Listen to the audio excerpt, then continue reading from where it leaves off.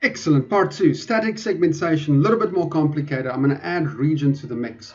So what I'm going to say is the segmentation levels of low, medium, high, the price is different for each region. Okay, cool. So first thing I'm going to do is I'm going to create a new table. So let's say new table.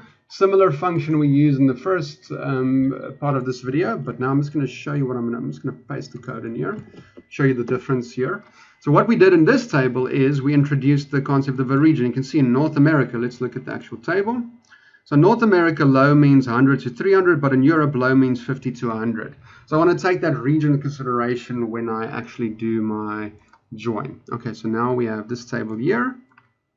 I want to now obviously link it to the internet sales based on that logic. So let's go back to just a disclaimer here. This is for tables that are very small. You don't want to do this on a table that contains a billion rows. What we're going to do is I'm going to show you how to deal with that. So let's say new column. Okay, similar to our previous, as in part 1, I'm just going to show you the differences. I'm going to paste the calculator column DAX in here. Let's paste it in here. Okay, here we go. So the only difference is now we have a current price, but we also have a current category, the territory group. That's the current one. And then in my filter segment, I don't only just do the lookup to the segmentation based on price, I include the region as well. So this is the important bit over there. Rest of it's exactly the same as in the first video. So this disclaimer, there can only be one value here. If there's more than one, it will actually throw errors. So you can see now we have this lovely column here at the end. Basically will be the basis of our join.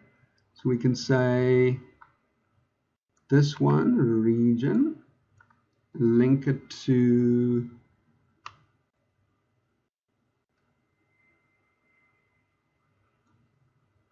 the regions. Let's see if it worked. So based on perfect.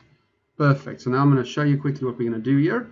So let's take that off there. Territory group. Yes, territory group. So we're going to add another one over here. Little table.